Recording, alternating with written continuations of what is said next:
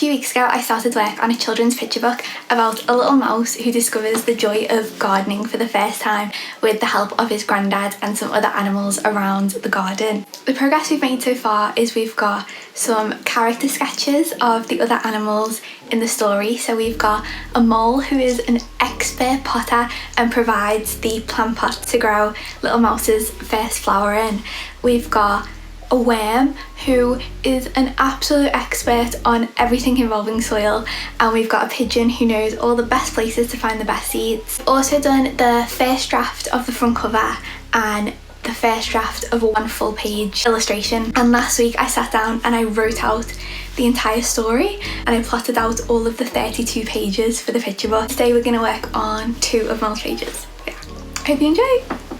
Oh my gosh, once I'd wrote the story out, plotted out each of the pages, I suddenly got really overwhelmed because I realised how big this project was going to be. So I've broke it down into little chunks, and I'm going to start with the ones that I imagine in my head the easiest. So today we're working on 2 of Mole's pages. We've got the grandpa and the little mouse visit Mole's pottery shop, and then Mole's hands holding the plant pot.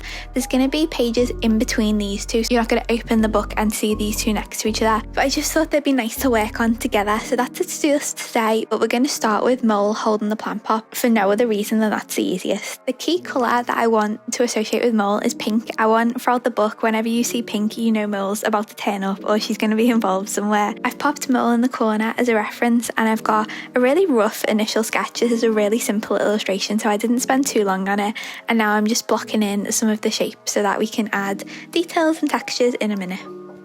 I've added a layer above the plant pot, set it to clipper mask so that I'm only drawing in that shape, set it to screen so that I can add some highlights, and use the selection tool so that I can corner off the lip of the pot, work on that first, and then corner off the base of the pot and work on that. And then I'm doing the same thing of layer above the plant pot, but this time setting it to multiply so I can add the shadow of the plant pot lip, and then once all of the little details are added to the plant pot, I'm going in and doing the exact same thing but to Mole's hands and a jumper, and just blocking out the shape so that we can add some nice little textures.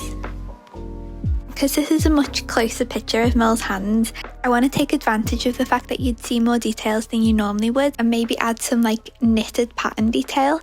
One of the key things I want to do with these 2 illustrations, beyond just a lot of use of pink, is add a lot more patterns, because I feel like at the moment the main repeating pattern is the stars and the sparkles. I want to like slip a few more in too. So for the background of this, we've got the nice pink grid pattern, and I think maybe in the other illustration I want to see if I can slip like a gingham design in somewhere. We'll see what happens, but I really love playing around with patterns and texture. I think they're the one thing that really define my illustration style. So yeah, if we can add a few more in, that would be great. So I've blocked out all of the main shapes that I need, and now I'm going in with the multiplier layer on top of Mole's hands.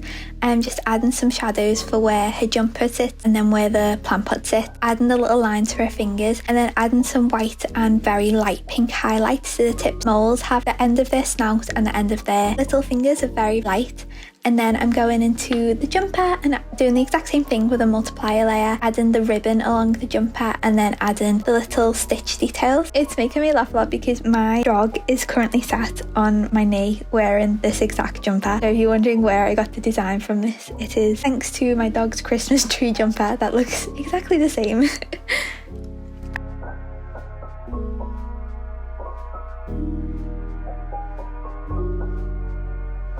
I'm just making the pot a little bit smaller, and then same deal, adding some shadows to the pot. And then I think I want to do, so lately I've been really inspired by collage. My mum's really into scrapbooking, and I kind of want it to look like, you know, when you have a sticker and it has that white outline. I've added a layer underneath everything and done quite a thick white outline. I think it actually works really well. I think it's so much fun. And then I added some final little doodles and just neatened up the outline of the white, and then it was all done. This was such a fun illustration to do. I think it took me about 50 minutes in total, maybe a little bit longer, which is actually really rare for me. Usually illustrations take about maybe 3-4 hours sometimes, and usually I will take lots of breaks in between and do them over a number of days. It's very rare that an illustration will come together this quickly. Illustration, at least for me, is a really long process. If you're just someone who does this as a hobby, please don't compare yourself. Making multiple pieces and making pieces all the time one after each other is not realistic for most people, and that's okay. It doesn't have to be for you to still call yourself an illustrator or call yourself an artist or be successful at it. Anyhow, so the next illustration we're working on is Grandpa Mouse and Little Mouse are visiting Mole's pottery shop because they are on a mission to start their garden and they can't grow their first plant if they don't have a plant pot. I chose a mole as the ideal potter because moles are almost completely blind, which means they are really, really skilled with their hands. And obviously because she's in the mud and the clay all day, I feel like it just fits perfectly for the animal. I'm just blocking in a few of the background shapes first, and I've got my canvas set to symmetry and drawing assist turned on for this layer so that the window and the panel is symmetrical. Not going to be able to see much of the inside of Mole's shop, so I just want it to have like a nice warm glow, kind of reminiscent of what a pottery kiln would be, where it radiates heat and warmth and coziness. And then I'm just using a clipper mask and some of the textured brushes. I'll link all of the brushes that I'm using in the description, but I'm just alternating between multiply layers and screen layers to add some texture so that it looks as though the shop is being carved into the base of a tree. I'm using the exact same techniques from when we were illustrating the piece of the granddad and the little boy reading the gardening book, because obviously they live in a little nook in the tree. The idea of Mole's shop is just that she's in the base of a tree further along the garden. I was going to do Mole living in the mud, but I kind of like the idea of her having a separate shop for her to come to do her work, and then being able to go back to the mud at like night time, so she has her own little space to like shut off and have a healthy work-life balance. I'm using the dry ink brush to add some shadows to the bottom of the little plank and the hatch doors to the shop.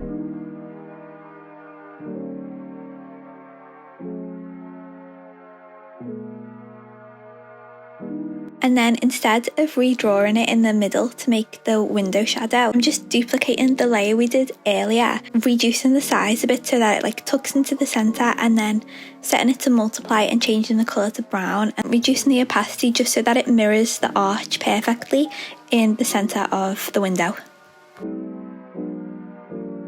And then I'm repeating those exact same steps on the doors to the window using the dry ink brush, and I'm literally just applying the lightest amount of pressure. I'm just hovering the pen, kind of barely touching the screen, so that it gives that kind of like broken line, wobbly look.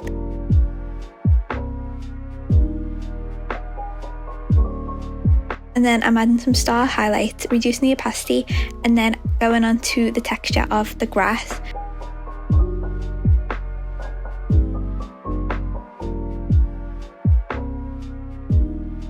When I'm doing grass, I like to keep it a couple of shapes rather than really detailed.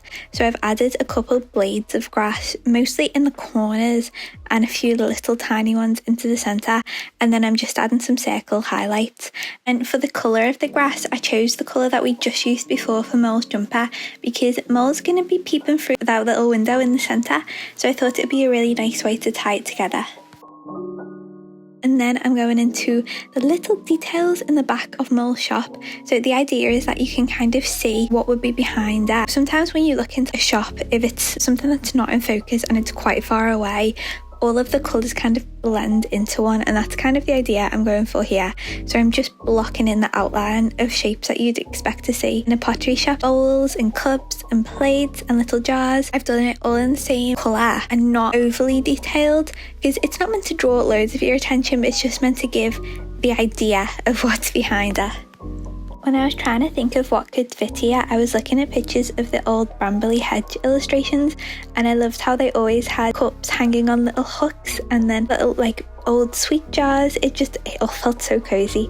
I lowered the opacity, and then I made a start on blocking in Grandpa Mouse and Little Mouse. Because unlike normal, I didn't do a colour study for this illustration, I went straight in, so I'm not too sure if the browns that I've used for the tree and the shop are going to work just yet. But that's okay, because I can go in and change them really easily, whereas the colours for the two mice and for Mole are already set in because I've used those characters in other illustrations. I'm just blocking in his jumper and his little clothes first, and then I'm going to block in the book before I go into Little Mouse. I was a little bit worried that the book is too similar in colour to his trousers, but once the white pages are added, I think it works fine, especially once the pattern's added to his trousers as well.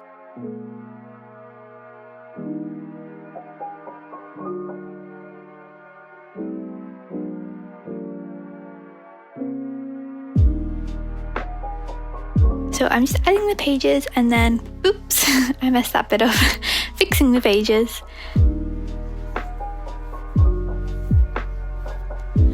And then adding his little feet. I didn't know whether to keep his on. In the other illustration he was wearing socks, and I didn't know whether to keep his socks on or give him shoes.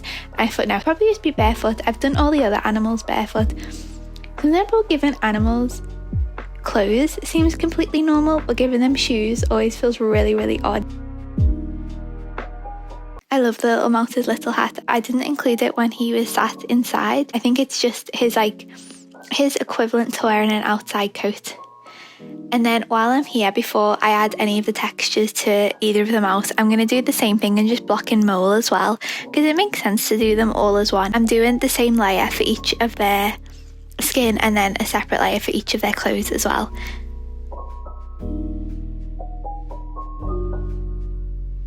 I like that mole's little scarf matches Grandpa Mouse's jumper and the little mouse's hat. I think it's nice how they all have like subtle nods to each other.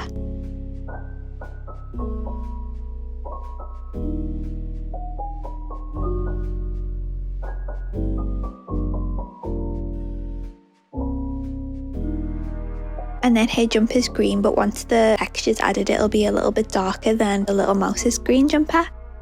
I'm adding the details for the ears and the blusher, but I think because of the position of little mouse, it'll make more sense to do his blusher coming outside of his face, rather than just having little tiny semicircles on his face, because it makes it easier to see it.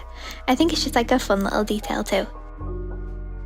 When I do the circles for the glasses, I just pause and hold the pen in place so that it clicks into a proper circle, and then I'm just adding the little shadow details. I feel like these are probably the most important part. Like if I had to sacrifice the texture, that would be fine, but if I had to sacrifice the shadows, the illustration would just look a bit weird.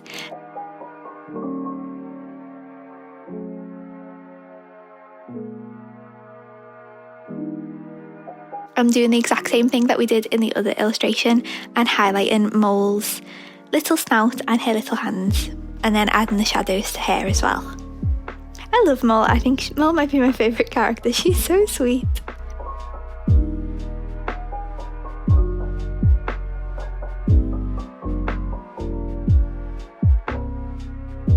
And then obviously we can't have any part of the illustration without drawing little stars onto it. I'm sorry, you're probably sick of me saying I'm now just adding little stars. I just add little stars to everything.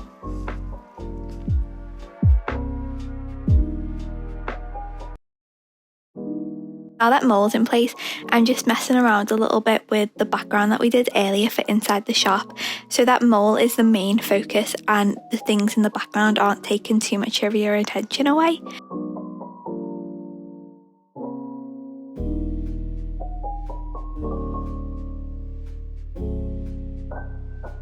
And then I'm going into each of the individual elements and adding texture to them. Because I kept most things on the same layer, I'm just using the select tool so that I can individually add the right colours to each part before going in and adding the shadows to the clothes as well.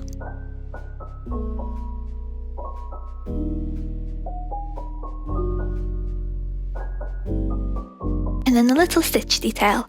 I really like adding stitching detail because I like knit and sew as a hobby. It's really nice to like be able to bring those into my illustrations. Oh, and then would you look at that, more stars. Who'd have guessed? I gave Little Mouse a little band on his trousers, but it did not look right, so let's get rid of that and just do the little band on the bottom of his trousers. And then adding the shadows to Grandpa Mouse's trousers and his little grid pattern.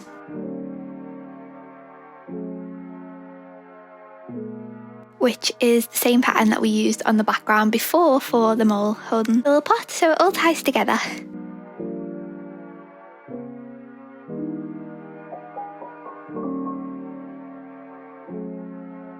And then his little rib detailing on his collar. And then it's time to add the fur details to the mite. This looks really crazy until I lower the opacity and then it makes sense. It's such a subtle detail that I think when you look at the illustration overall, you don't really notice it at all, but it just adds that little bit of movement to the fur so that it doesn't look like it's the same material as the jumpers. It really does take forever though, my hand is killing me afterwards. And once that's done, I'm just adding some shadows to the background so you can see where little mouse is leaning against the tree. I'm not too sure how I feel about the background colours yet. I think there is enough distinction so that you can clearly see the characters against the wood, but I'm not too sure.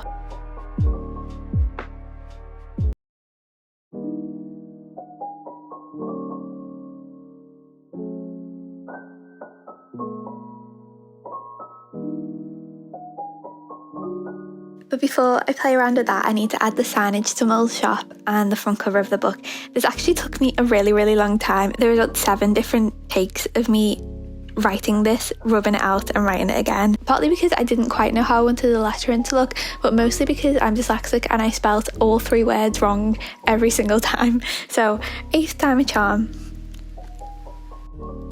Luckily I've already drawn the book before, so I knew exactly how that was supposed to look. And thankfully the selection tool makes it easy to just resize something when it's a little bit too big.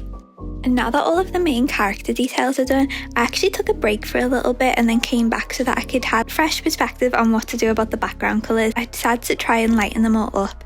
I started with lighting inside of Mole's shop and I think that looks way better. You can see Mole so much more clearly. And then I made Mole bigger, and because the colour of her dungarees was too close to the colour of Little Mouse's face, I just took them off and just gave Mole a green jumper because we've only used Mole in one illustration so far, which is where she was holding the pot. So having just the green jumper makes complete sense. I don't have to go back and change any of those details.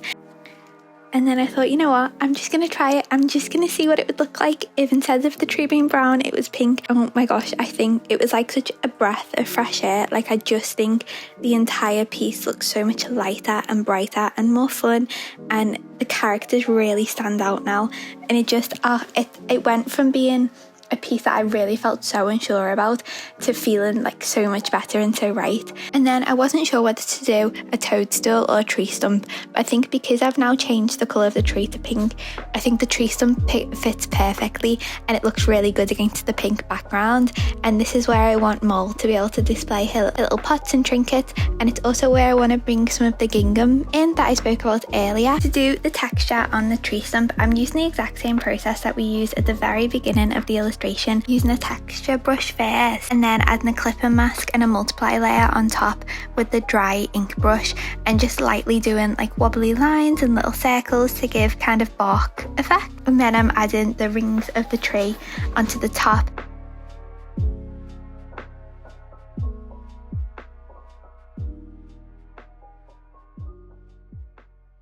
And then I'm finally adding a little picnic blanket and then some little toadstools growing up from the side of the tree stump that little mouse can use to boost himself up so he can see over the side of the counter.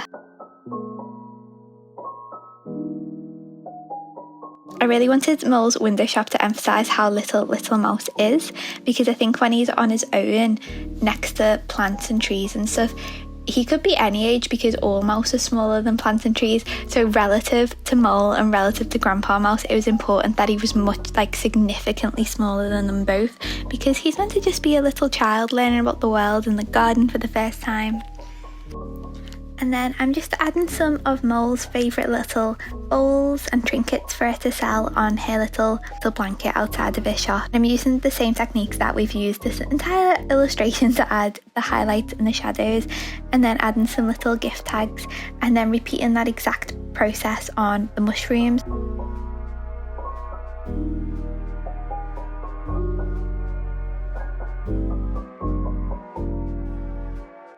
Obviously adding stars because as we've discovered, I cannot be stopped. And then some shadows to the base of the mushrooms as well. And then some shadows beneath the bowls so that it stands out a little bit more on the blanket.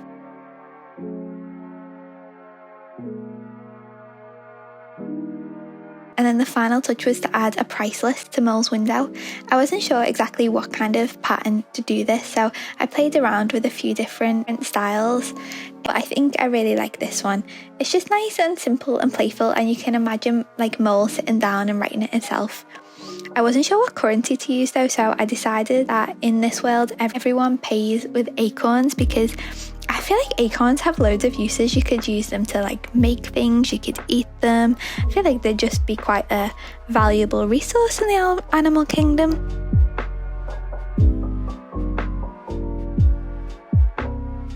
And then add in a few more blades of grass and it's done, just like that. It's funny how it all comes together at the very end.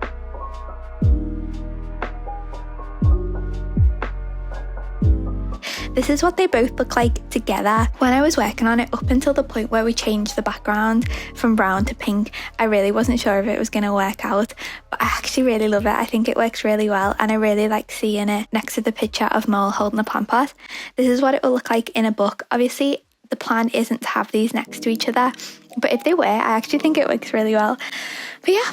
Thank you so much for watching today's video and drawing this with me. I had so much fun. I've definitely got a long way to go on this project, but I'm enjoying every second of it and I'm so grateful that I got to work on it. In the description, I will link all of the brushes that I used in today's video, and there will also be links to my social media and my Etsy shop if you'd like to support my art. But yeah, thank you so much for watching today's video. It was so much fun. If you liked today's video, please consider giving it a like and subscribing. And in December, there'll be lots of nice festive videos, which I'm so excited about. And I will see you next week. Bye!